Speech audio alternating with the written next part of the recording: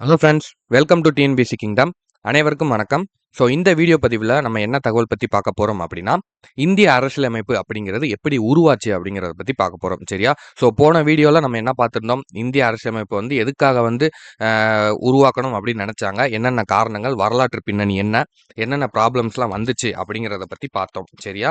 So இப்போ இந்த வீடியோவில் நம்ம என்ன பார்க்க போகிறோம்னா, அந்த அரசியலமைப்பை எப்படி உருவாக்குனாங்க, போன வீடியோ வரைக்கும் உருவாக்குறதுக்கான காரணங்கள், இந்த வீடியோவில் எப்படி உருவாக்குனாங்க அப்படிங்கிறத பார்க்க போகிறோம். சரியா? ஸோ நீங்கள் லாஸ்ட் வீடியோ பார்த்துட்டீங்க அப்படின்னா இந்த வீடியோ வந்து கண்டினியூ பண்ணுங்க. இல்லை அதை பார்க்கலைன்னா அதை பார்த்துட்டு தயவு செஞ்சு இதை கண்டினியூ பண்ணீங்க அப்படின்னா உங்களுக்கு இன்னும் தெளிவா புரியும். சரியா? ஸோ எதற்காக இப்படி நடத்துறோம் அப்படிங்கிறதை நாங்க சொல்லிடுறோம். ஏன்னா புக்க வச்சே மார்க் பண்ணி உங்களுக்கு சொல்லிட்டு போயிரலாம். எதுக்காக இப்படி நடத்துறோம் அப்படின்னா, ஸோ இந்த மாதிரி டெப்த்தா உங்களுக்கு பாயிண்ட்டா சொல்லி கதையா நடத்தும்போது தான் உங்களுக்கு மனசுல அது நிக்கும். சரியா? ஸோ காம்படிட்டிவ் எக்ஸாம்ஸ பொறுத்தவரைக்கும் புக் மட்டும் ரீட் பண்ணிட்டு போறவங்கனால ஒரு குறிப்பிட்ட அளவுக்கு மேல மார்க் ஸ்கோர் பண்ண முடியாது. சரியா? தமிழ்ல நம்ம ஆல்ரெடி சொன்ன மாரி, தமிழ்ல எல்லார்னாலயும் 85 போட முடியும். ரீட் பண்ணிட்டு போனாலே. 85 டூ 90 போட முடியும். மேக்ஸ்ல எல்லார்னாலயுமே 15 டூ 18 போட முடியும். அதே மாரி ஜிஎஸ்ஸ பொறுத்தவரைக்கும் எல்லார்னாலயுமே 60லிருந்து 65 போட முடியும். சரியா? ஸோ 50, 55 கூட வச்சுக்கோங்களேன். எல்லார்னாலயுமே கம்பல்சரி போட முடியும். ஆனா அதுக்கு மேல போடுற ஒவ்வொரு மார்க்குக்கும் உங்களுக்கு அந்த சப்ஜெக்ட் மேல ஒரு நல்ல புரிதல் இருக்கணும். அந்த சப்ஜெக்ட் உங்க மனசுல ஆழமா பதிஞ்சிருக்கணும். சரியா? ஸோ அப்பனா தான் உங்கனால போட முடியும். நம்மளுக்கு ஒரு மார்க்கும் முக்கியம். சரியா? நம்ம இந்த வீடியோஸ் வந்து சும்மா போடல. உங்களுக்கு வந்து தெரியும். ஸோ நம்ம எந்த அளவுக்கு வந்து சிச்சுவேஷன் அதில வந்து எந்த அளவுக்கு உங்களுக்கு ரெடி பண்ணி இது போடுறோம் அப்படிங்கிறது உங்களுக்கு நல்லாவே தெரியும். ஸோ அந்த அளவுக்கு இருக்கும்போது நம்ம புக்க வச்சு ஒருக்க ரீட் பண்ணி சொல்லிட்டு போயிரலாம். ஏன் இந்த வீடியோஸ்லாம் நம்ம போடுறோம் அப்படின்னா, அந்த அளவுக்கு அப்பதான் உங்களுக்கு மனசுல பதியும். ஓகேவா? ஸோ உங்களுக்கு வந்து நல்லா இந்த லெசன்ஸ் வந்து அண்டர்ஸ்டாண்ட் ஆனா தான். ஏன்னா இந்திய அரசியலமைப்பு அப்படிங்கிற பாடம் வந்து ரொம்ப முக்கியமான ஒரு பாடம். சரியா? ஸோ இதுலேருந்து கிட்டத்தட்ட 3லேருந்து 4 கேள்விகள் வந்து உங்களுக்கு கேட்பாங்க. சரியா? அதனால தான் நம்ம வந்து இவ்வளோ தூரம் இத வந்து ஸ்டெப் எடுத்து இவ்வளோ தூரம் நம்ம டீட்டெயில்டா வந்து பார்க்குறோம். சரியா? ஸோ அதனால யாரும் டைம் வேஸ்ட் ஆகுது அந்த மாரி எதுவும் நினைக்க வேணாம். தயவு செஞ்சு ஸ்கிப் பண்ணாம இத ஃபுல்லா பாருங்க. போன வீடியோவ விட இந்த வீடியோ ரொம்ப ரொம்ப ரொம்ப ரொம்ப இம்பார்ட்டன்ட். சரியா? இந்த வீடியோல நெறையா பாயிண்ட் சொல்லியிருக்கோம். ப்ரீவியஸ் இயர்ல டிஎன்பிஎஸ்சில கேட்ட கொஸ்டின்ஸ ரெஃபரன்ஸா வச்சும் இங்க சொல்லியிருக்கேன். சரியா? எந்தெந்த ஏரியாலேருந்து கொஸ்டின் வந்திருக்கு அப்படிங்கிறதையும் நான் இடையில உங்களுக்கு சொல்லுவேன். ஸோ எல்லாத்தையுமே வந்து நோட் பண்ணிக்கிட்டே வாங்க. சொல்ல சொல்ல நோட் பண்ணிக்கிட்டே வாங்க. அண்டு உங்களுக்கு வேற எதுவும் புரியல, வைக்கலன்னா கீழ வந்து கமெண்ட் பண்ணுங்க. அண்ட் ஒரு முக்கியமான விஷயம், போன வீடியோல வந்து நான் வந்து ஒரு கரெக்ஷன் வந்து சொல்லணும். சரியா? 1857ல நடந்தது வேலூர் புரட்சி அப்படின்னு சொல்லி மாத்தி சொல்லியிருப்பேன். கிடையாது. அது வந்து பெரும் புரட்சி. சரியா? வேலூர் புரட்சி கிடையாது. 1857ல நடந்தது பெரும் புரட்சி. ஓகேவா? ஸோ அதுக்கப்புறம் நம்ம 2ஆ பிரிப்போம் தெரியுமா? 1773 டூ 1858 வரைக்கும் ரெகுலேஷன் ஆக்ட், அதாவது கம்பெனி ஆக்ட்ஸ் வந்து கம்பெனிக்கு கீழ வந்து இந்தியா வந்து இருந்துச்சு. கம்பெனி கீழ அடிமையா இருந்துச்சு. 1858ல இருந்து 1947 வரைக்கும் பிரிட்டிஷ் கவர்மெண்ட்டே வந்து அத வந்து டேக் ஓவர் பண்ணிக்கிட்டாங்க. இந்தியா வந்து அவங்க அவங்க கண்ட்ரோலுக்கு கீழ போயிருச்சு. ஸோ இது 2 வேற வேறயா? பிரிட்டிஷ் அரசாங்கமும், கிழக்கிந்திய கம்பெனியும் வேற வேறயா அப்படின்னு கேட்டீங்கன்னா கிடையாது. 2மே ஒண்ணு தான். பிரிட்டிஷ்க்கு கீழ இருக்கிறது கிழக்கிந்திய கம்பெனி. சரியா? ஸோ முதல்ல வந்து அவங்கள்ட்ட பொறுப்பு குடுத்து, ஏன்னா ஃபர்ஸ்ட் கம்பெனியா தான் நம்ம உள்ள வந்து வந்தாங்க. நாங்க தொழில் அப்படி இப்படின்னு சொல்லி நம்மள ஏமாத்தி கொஞ்சம் கொஞ்சமா தான் உள்ள வந்தாங்க. ஆனா 1857ல ஒரு பெரும் புரட்சி நடந்து மக்கள்லாம் அதிக போராட்டம் அப்படி இப்படின்னு பண்ணவும், கார்னிங் பிரபு அப்படிங்கிறவர் வந்து நம்மளுக்கு சப்போர்ட்டா உள்ளவரு. ஒரு நல்ல மனுஷன் அப்படின்னு வச்சுக்கோங்களேன். அவர் தான் போய் விக்டோரியா மகாராணிட்ட சொல்லி, இவங்க இந்த மாதிரியான தப்புகள்லாம் செய்றாங்க, இந்த மாதிரியான கொடுமைகள்லாம் செய்றாங்க அப்படின்னு சொன்னோன தான், அவங்க விக்டோரியா மகாராணி என்ன சொல்லுவாங்க, சரி ஓகே, கம்பெனி கீழ இருக்கிறனால தானே இந்த பிரச்சனை. கம்பெனி இனிமே விலகிக்கங்க. உங்களுக்கு எந்த பொறுப்பும் இனிமே கிடையாது. எந்த ஒரு ஒ அ அ எந்த ஒரு பவரும் வந்து உங்களுக்கு கிடையாது. இனிமே வந்து ஃபுல்லா பிரிட்டிஷ் கவர்மெண்ட் கீழ தான் இந்தியா வந்து இருக்கும் அப்படிங்கிறத கொண்டு வந்தாங்க. சரியா? ஸோ இதான் வந்து கான்செப்ட். இது இது இந்த பிரச்சனைகள்லாம் அடுத்தடுத்து நடக்க நம்ம இந்திய அரசியலமைப்பு வேணுங்கிற கட்டத்துக்கு கடைசில வந்து நின்னோம். ஸோ இப்ப வந்து எப்படி அத உருவாக்கணும் அப்படின்னு வந்து பார்க்க போறோம். சரியா? ஸோ வாங்க வீடியோ வந்து ஸ்டார்ட் பண்ணலாம். மொதல்ல இந்த மாரி அரசியலமைப்பு அப்படிங்கிறத ஆரம்பிச்சது யாரு அப்படின்னு பார்த்தீங்கன்னா, இங்கிலாந்து தான் வந்து ஆரம்பிச்சிருப்பாங்க. சரியா? இங்கிலாந்து தான் வந்து முதல்ல வந்து இந்த அரசியலமைப்பு இந்த மாரி ஒரு விஷயம் வந்து வேணும். இந்த மாரி அரசியலமைப்பு சட்டம் அப்படிங்கிறத உருவாக்குனது வந்து இங்கிலாந்து தான். ஆனா இவங்க வந்து இத வெறும் வாய்மொழி சட்டமா தான் வச்சிருந்தாங்க. சரியா? ஸோ எழுத்துப்பூர்வமா கிடையாது. வெறும் வாய்மொழி சட்டமா தான் இங்கிலாந்துல வந்து ஃபர்ஸ்ட் வந்து இத கொண்டு வந்தாங்க. ஓகேவா? ஸோ அதுக்கப்புறம் உலகத்துல முதல்ல எழுதப்பட்ட சட்டம் அப்படிங்கிறது எங்கே வந்துச்சு அப்படின்னா, அமெரிக்கால வந்துச்சு. ஓகேவா? முதல்ல எழுதப்பட்ட சட்டம் அப்படிங்கிறது அமெரிக்கால வந்துச்சு. ஸோ நான் என்ன சென்டென்ஸ்ங்கிறத உங்களுக்கு சொல்லிர்றேன். முக்கியமான அந்த வேர்ட்ஸு, இயர்ஸு அத மட்டும் வந்து உங்களுக்கு எழுதி காமிக்கிறேன் சரியா? ஸோ நான் எல்லாத்தையும் எழுதுனேன் அப்படின்னா, வீடியோ ரொம்ப லென்த்தா போயிரும். நம்ம எல்லாரோட சூழ்நிலைகளையும் பார்க்கணும். எல்லார்னாலயும் ஒரு 1/2 மணி நேரத்துக்கு மேல வீடியோஸ் உட்காந்து பார்க்க முடியாது சரியா? ஏன்னா ஹவுஸ் ஒய்ஃப்ஸ் இருக்காங்க, வேலைக்கு போயிட்டு வந்து படிக்கிறவங்க இருக்காங்க. ஸோ அத நம்ம ரீசனா வச்சு, நம்ம முக்கியமான சென்டென்ஸ ஃபுல்லா நான் சொல்லிட்டு, மெயினான அந்த வேர்ட்ஸு, அந்த இயர்ஸ மட்டும் உங்களுக்கு எழுதி காட்டுறேன். நீங்க நோட்ஸ் எடுக்கும்போது வீடியோ ரீவைண்ட் பண்ணி, இல்ல ஸ்டாப் பண்ணி கூட எழுதிக்கோங்க. ஓகேவா? ஸோ யாரும் வந்து தப்பா எடுத்துக்க வேணாம். அதனால தான் நான் கொஞ்சம் முன்னாடியே சொல்லிர்றேன். சரியா? அதுக்கப்புறம் இந்த அமெரிக்கா தான் வந்து முதல்ல வந்து கொண்டு வந்தாங்க. அண்ட் அதே மாதிரி அமெரிக்கா தான் முதல் உலகத்திலே வந்து எழுதப்பட்ட சிறிய சட்டம். சரியா? சிறிய அரசியலமைப்பு சட்டம் அப்படிங்கிறது இந்த அமெரிக்கா தான். அதாவது அமெரிக்கால வந்து அப்ப இந்தியாவுக்கு அடுத்து என்ன பெருமை இருக்கு அப்படின்னு பார்த்தோம்னா, இப்ப இந்தியா பாருங்க. இது 2யும் சொல்லிட்டு நான் உங்களுக்கு கம்பேர் பண்ணி காட்டுறேன். அப்பதான் உங்களுக்கு புரியும். இந்தியால என்ன பெருமை அப்படின்னா, இந்தியா தான் உலகத்திலே வந்து மிக நீளமாக எழுதப்பட்ட அரசியலமைப்பு சட்டம். மிகப்பெரிய அரசியலமைப்பு சட்டம் அப்படின்னு சொல்றாங்க. சரியா? ஸோ இப்போ ஒரு எக்ஸாம்பிளுக்கு சொல்லணும்னா, அமெரிக்கா வந்து ஒரு 10 பேஜ் இருக்குன்னு வைங்களேன், அரசியலமைப்பு சட்டம். இந்தியா வந்து ஒரு 50 பேஜ். புரியுதா உங்களுக்கு? ஸோ இது வந்து ஜஸ்ட் வந்து ஒரு எக்ஸாம்பிள் தான். ஓகேவா? ஸோ இத வந்து யாரும் நோட் பண்ணிறாதீங்க. இது வந்து ஜஸ்ட் வந்து நான் வந்து ஒரு எக்ஸாம்பிளுக்கு சொல்றேன். அமெரிக்கா தான் வந்து முதல்ல எழுதப்பட்ட அமெரிக்க அரசியலமைப்பு சட்டம். அதுலயுமே வந்து ரொம்ப ஷார்ட்டா எழுதின அமெரிக்க அரசியலமைப்பு சட்டம்ங்கிறது வந்து அமெரிக்கால உள்ளது தான். இந்தியால உள்ளது வந்து ரொம்ப லென்த்தா எழுதப்பட்ட அரசியலமைப்பு சட்டம். அதுதான் நம்மளுடைய ஒரு பெருமை. சரியா? ஸோ அடுத்து இப்போ இது வந்து ஒரு ஜென்ரல் ஓகேவா? ஸோ இது வந்து ஒரு ஜென்ரலான விஷயம். ஸோ இதுலேருந்து கேள்விகள் வந்து கேட்பாங்க. ஸோ இந்த பாயிண்ட்ஸ் வந்து நோட் பண்ணி வச்சுக்கோங்க. ஏன்னா மிக நீளமாக எழுதப்பட்ட அரசியலமைப்பு சட்டம் எது? அப்படின்னு சொல்லி கேட்பாங்க. அதே மாரி அமெரிக்கா பத்தியும் கேட்பாங்க. ஓகேவா? ஸோ அடுத்து வந்து என்ன அப்படின்னா, நம்ம பார்த்தோம் பார்த்தீங்களா? கேபினெட் கமிட்டி ஒண்ணு வந்து அமைச்சாங்க. ஓகேவா? ஸோ அந்த கேபினெட் கமிட்டி எப்ப அமைச்சாங்க அப்படின்னா, மார்ச் மாசம் 1946ல வந்து கேபினெட் கமிட்டி வந்து வந்தாங்க. சரியா? ஸோ நம்ம இந்த இந்த இதோட தான் நம்ம போன வீடியோல வந்து ஸ்டாப் பண்ணியிருந்தோம். அவங்க அதுக்கப்புறம் வந்து நம்ம கிளிமெண்ட் அட்லி கிட்ட போயிட்டோம். கிளிமெண்ட் அட்லி வந்து ஒரு அறிக்கை விட்டிருப்பாரு. அவர் வந்ததுக்கு அப்புறம் தான் நெறைய நாடுகளுக்கு வந்து விடுதலை குடுத்திருப்பாரு. 1948 ஜூன்க்குள்ள நாங்க இந்தியா விட்டு வெளிய போயிருவோம் அப்படின்னு சொல்லி கிளிமெண்ட் அட்லி அவர்கள் வந்து சொல்லியிருக்காரு. சரியா? ஆனா அதுக்கு முன்னாடி ஆகஸ்ட் 14 1947 நம்மளுக்கு வந்து சுதந்திரம் வந்து கிடைச்சிருச்சு. சரியா? ஸோ, இப்ப இதுக்கப்புறம் இந்த 1946ல இந்த குழு வரும்போது என்ன நடந்துச்சு அப்படிங்கிறதுலருந்து நம்ம ஸ்டார்ட் பண்ணணும். ஓகேவா? ஸோ, இப்ப வந்து ஒரு கேபினட் கமிட்டி வந்து அமைக்கிறாங்க. சரியா? அந்த கேபினட் கமிட்டி அப்படின்னா என்னன்னா, அமைச்சரவை தூதுக்குழு அப்படின்னு வந்து இத சொல்லுவாங்க. சரியா? அமைச்சரவை தூதுக்குழு அப்படின்னு வந்து சொல்லுவாங்க. இதுல எத்தன பேர் இருந்தாங்க அப்படின்னு பார்த்தீங்கன்னா, 3 பேர் வந்து இருந்தாங்க. ஓகேவா? ஸோ, இதுல எத்தன நபர்னா 3 நபர்கள் வந்து இருந்தாங்க. சரியா? இந்த 3 பேர் கொண்ட குழுல வந்து ஆங்கிலேயர்கள் தான். சரியா? ஆங்கிலேயர்கள் தான். யார் யார் இருந்தாங்க அப்படின்னா, பெத்திக் லாரன்ஸ், அதுக்கப்புறம் ஸ்ட்ராபோர்ட் கிரிப்ஸ், அதுக்கப்புறம் ஏவி அலெக்சாண்டர். சரியா? இவங்க 3 பேர் தான் இந்த குழுல இருந்தவங்க.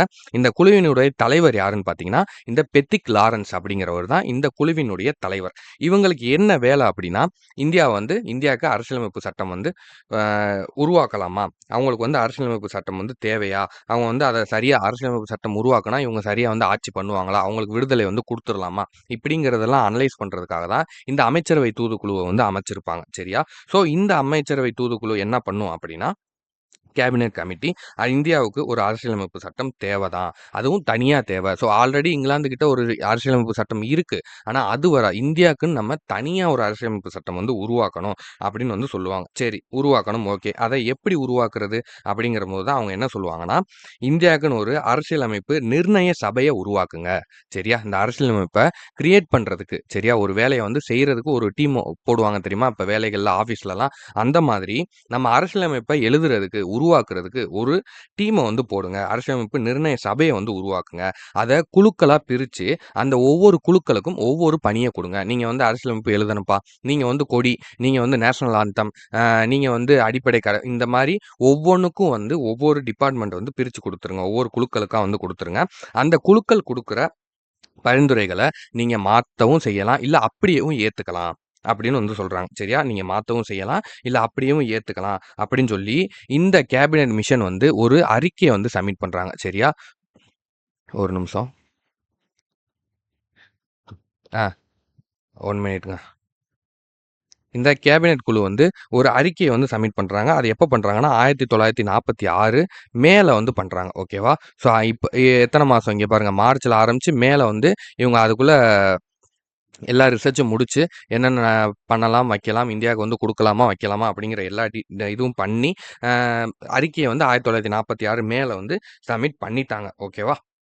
ஸோ, இப்ப சப்மிட் பண்ணதோட மட்டும் இல்லாம, ஸோ இந்த இடத்துல வந்து உங்களுக்கு கேள்விகள் வந்து கேட்பாங்க. எப்படி கேட்பாங்க அப்படின்னா, அதாவது இந்தியாவுக்கு அரசியலமைப்பு நிர்ணய சபை உருவாக்கணும். அரசியலமைப்பு சட்டத்த உருவாக்குறதுக்கு, அரசியலமைப்பு நிர்ணய சபைன்னு ஒண்ண வந்து உருவாக்கணும் அப்படின்னு சொன்ன குழு எது? அப்படின்னு வந்து கேட்பாங்க. அது வந்து இந்த கேபினட் மிஷன் அமைச்சரவை தூதுக்குழு அப்படின்னு வந்து நீங்க ஆன்சர் பண்ணணும். சரியா? ஸோ அதே மாரி இந்தியாவுக்கு அரசியலமைப்பு சட்டம் தேவை அப்படின்னு அறிவுறுத்திய குழு எது? அப்படின்னும் கேட்பாங்க. சரியா? அதுக்கும் என்ன ஆன்சர்? அமைச்சரவை தூதுக்குழு தான் ஆன்சர். 3வதா இவங்க இன்னொரு ஒரு வேல பார்த்தாங்க. என்ன அப்படின்னா, இவங்க தான் இந்த தேர்வு முறைய வந்து தேர்வு முறையும் வந்து இவங்க தான் வந்து குடுத்தாங்க. சரியா? ஸோ இந்த அறிக்கைய சப்மிட் பண்ணதோட மட்டும் இல்லாம, தேர்வு முறையும் வந்து இவங்க தான் குடுத்தாங்க. தேர்வு முறைனா எப்படின்னா, இப்ப நம்ம எப்படி குரூப் 4னா 10த் படிச்சிருக்கணும். 12த் படிச்சிருக்கணும். இந்த இந்த மார்க் எடுத்தா இந்த போஸ்டிங்கு. இந்த கேட்டகரில இருந்தா இவங்களுக்கு இந்த கோட். அந்த மாதிரி இவங்கள வந்து தேர்வு முறையும் வந்து இவங்களே வந்து குடுத்துட்டாங்க. ஸோ இந்தந்த எல்லா மொழிகள்ல இருந்தும், எல்லா சமயம், எல்லா மதங்கள்ல இருந்தும் ஆட்கள் வந்து எப்படி எடுக்கணும் என்னங்கிறதையும் குடுத்துட்டாங்க. ஸோ அப்படி குடுத்ததுபடி இவங்க பார்த்தாங்க அப்படின்னா, மக்கள் தொகையின் அடிப்படையில உறுப்பினர்கள தேர்ந்தெடுக்கணும் அப்படின்னு வந்து சொல்றாங்க. சரியா? அதாவது 10,00,000 மக்களுக்கு ஒரு பிரதிநிதி அப்படிங்கிற கணக்கு. ஓகேவா? மக்கள் தொகையின் அடிப்படையில பிரதிநிதிகள இந்த உறுப்பினர்கள வந்து தேர்ந்தெடுக்கணும். அதாவது எந்த உறுப்பினர்கள்? அரசியலமைப்பு நிர்ணய சபைக்கு தேவையான உறுப்பினர்கள வந்து தேர்ந்தெடுக்கணும். 10,00,000 மக்களுக்கு ஓகேவா? 10,00,000 மக்களுக்கு ஒரு பிரதிநிதி அப்படிங்கிற கணக்குல வந்து நீங்க எடுக்கணும் அப்படின்னு வந்து சொல்றாங்க. ஓகேவா? ஸோ இதுதான் வந்து அந்த தேர்வு முறை அவங்க சொன்னது. இதுக்கப்புறம் இந்த கணக்குல எடுத்தாங்க. இந்த கணக்குல எடுத்தாங்க. 10,00,000 பேருக்கு ஒரு பிரதிநிதி அப்படின்னு எடுத்தாங்கன்னா, மொத்தம் 389 உறுப்பினர்கள வந்து செலக்ட் பண்றாங்க. சரியா? 389 உறுப்பினர்கள வந்து தேர்ந்தெடுக்கிறாங்க. எல்லா கேட்டகரில இருந்தும் மொழி, மதம், இனம், ஜாதி எல்லா அடிப்படையில இருந்தும் ஒரு 388 உறுப்பினர்கள எடுக்குறாங்க. சரியா? இந்த 388 உறுப்பினர்கள் யாரு சார்? அப்படின்னு வந்து கேட்டீங்க அப்படின்னா, இதுல 292 பேர் வந்து மாகாண பிரதிநிதிகள். சரியா? மாகாண பிரதிநிதிகள் அப்படின்னா, பிரிட்டிஷ் மாகாணம். சரியா? பிரிட்டிஷ் மாகாணமா தான இருந்துச்சு. அ பிரிட்டிஷ் மாகாணமா தான இருந்துச்சு. அவங்க தான வந்து ஆட்சி பண்ணி அவங்க தான செப்பரேட் பண்ணி வச்சிருக்காங்க. ஸோ அப்படிங்கிறம்போது, அந்த மாகாணத்துல இருந்து 298 பேர். சரி. ஆனா நம்ம ஆளுக தான். வெள்ளைக்காரங்க கிடையாது. நம்ம ஆளுக தான். ஆனா வந்து பிரிட்டிஷ் தான செப்பரேட் பண்ணி வச்சிருந்தாங்க. அவங்க தான ஆண்டுகிட்டு இருந்தாங்க. ஸோ அந்த பீரியட்ல. ஓகேவா? ஸோ அடுத்து இதுல 93 வந்து சுதேச அரசுகள். சுதேச அரசுகள்னா தனிச்சு. அவங்க அவங்க சொல்றது தான். இவங்க வந்து இதுக்கு வந்து கட்டுப்படல. இவங்க வந்து வெள்ளையர்களுக்கு வந்து கட்டுப்படாம இருந்தவங்க ஒரு 93 பேர். அதுக்கப்புறம் 3 பேர் வந்து தனிச்சு ஆளுநர் கட்டுப்பாட்டுல இருந்து. சரியா? ஆளுநர் இருக்காங்க தெரியுமா? அப்பயும் வந்து ஆளுநர் இருந்திருக்காங்க. அதாவது அ நம்ம பிரிட்டிஷ்காரங்க இருக்காங்க பாத்தியா? அவங்களுடைய ஆளுநர்கள்ல இருந்து ஒரு 3 பேர். ஆளுநர் தலைமையில இருக்கக்கூடிய அந்த 3 நாடு 3 பகுதி 3 பகுதின்னு வச்சுக்கலாம். சரியா? ஸோ அது மட்டும் ஆளுநர் கண்ட்ரோல்ல வந்து இருந்திருக்கு. இப்ப சென்னை, மதுரை, கோயம்புத்தூர்ன்னு எடுத்துக்கோங்களேன். இது 3 வந்து ஆளுநர் கண்ட்ரோல்ல இருக்கு. ஸோ அப்ப இந்த 3 ஏரியாலருந்து ஆளுக்கு ஒவ்வொரு ஆள் வந்து போறாங்க. ஓகேவா? ஸோ அதுக்கப்புறம் பலுச்சிஸ்தான் அப்படிங்கிற இடத்துலருந்து ஒரு நபர் வந்து போறாரு. சரியா? பலுச்சிஸ்தான் அப்படிங்கிற இடத்துல இருந்து ஒரு நபர வந்து தேர்ந்தெடுக்கிறாங்க. ஓகேவா? ஸோ இதோட டோட்டல் தான் வந்து நம்மளுக்கு எவ்வளோ வரும் அப்படின்னா 389 ஓகேவா? சரி ஓகே. இப்ப இந்த நம்பர வந்து எப்படி சார் ஞாபகம் வச்சுக்கிறது? ஏன்னா இந்த நம்பர்ஸ் வந்து கேட்பாங்க. இத எப்படி ஞாபகம் வச்சுக்கிறது அப்படின்னா, இந்த 200 ஒரு நிமிஷம் இருங்க. ஆ இந்த 292 அப்படிங்கிற நம்பர மட்டும் நீங்க ஞாபகம் வச்சுக்கோங்க. ஓகேவா? ஸோ இதிலிருந்து 1 பிளஸ் பண்ணிக்கோங்க. 93 ஓகேவா? இதுலேருந்து 1 பிளஸ் பண்ணீங்க அப்படின்னா 93 சரி ஓகே. ஒரு நிமிஷம் இருங்களேன். இந்த ஆர்டர் வந்து தப்பா இருக்கு. நான் உங்களுக்கு கரெக்ட்டான ஆர்டர்ல வந்து சொல்றேன். அப்பதான் உங்களுக்கு இன்னும் கொஞ்சம் புரியும். ஸோ இங்க கூட எழுதுறேன். 292 இருக்காங்களா? ஸோ இதில வந்து 1 பிளஸ் பண்ணிக்கிறோம். அப்பன்னா எவ்வளோ? 93 அதுக்கப்புறம் இப்ப 93 93ல 92 மைனஸ் பண்ணுங்க. இந்த 93ல 92 மைனஸ் பண்ணுங்க. அப்ப எவ்வளோ வரும்? 1 சரியா? ஸோ இப்ப இங்க மொத்தம் எத்தன நம்பர் எழுதியிருக்கோம்? 1, 2, 3 3 கேட்டகரி எழுதியிருக்கோமா? அப்ப 3 இப்ப இத கூட்டுங்க. 398 ஓகேவா? ஸோ அப்ப இந்த 292 அப்படிங்கிறது மாகாண பிரதிநிதிகள், 93 அப்படிங்கிறது சுதேச அரசுகள், 1 அப்படிங்கிறது பலுச்சிஸ்தான், அதுக்கப்புறம் 3 அப்படிங்கிறது ஆளுநருக்கு அடிப்படை தலைமையில உள்ள 3 நபர்கள். சரியா? ஸோ இது எல்லாமே புக்ல வந்து அடுத்தடுத்து டீட்டெயிலா குடுத்துருப்பாங்க. ஸோ இது வந்து ஒரு ஷார்ட்கட் சரியா? இந்த ஷார்ட்கட் வந்து ஞாபகம் வச்சுக்கோங்க. ஓகேவா? ஸோ அடுத்து நம்ம இதுதான் இப்ப வந்து தூதுக்குடி எல்லாம் ரெடி ஆயிருச்சுப்பா. இப்ப அடுத்து வந்து மீட்டிங் போடணும். ஏன்னா எல்லாரையும் வந்து ரெடி பண்ணியாச்சு. ஆட்கள்லாம் யார் வேணும், என்ன ஏது ரூல்ஸ் எல்லாம் போட்டாச்சு. இப்ப வந்து நம்ம மீட்டிங் போட போறோம். அப்ப முதல் கூட்டம் முதல் கூட்டம் எப்ப நடக்குது அப்படின்னா, நல்லா கவனமா கவனிச்சுக்கோங்க. ஸோ இது வந்து நெறையா உள்ள கான்செப்ட்டே வந்து நான் உங்களுக்கு சொல்லிக்கிட்டு இருக்கேன். நீங்க இத புக்ல எல்லாமே இருக்கும். ஸோ இத கேட்டுட்டு நீங்க படிச்சீங்க அப்படின்னா, உங்களுக்கு ரொம்ப யூஸ்ஃபுல்லா இருக்கும். சரியா? ஸோ அதனால கவனமா பாருங்க. முதல் கூட்டம் எப்ப நடக்குது அப்படின்னா சாரி. கொஞ்சம் எழுத்து அப்படி இப்படி தான் இருக்கும். கொஞ்சம் அட்ஜஸ்ட் பண்ணிக்கோங்க.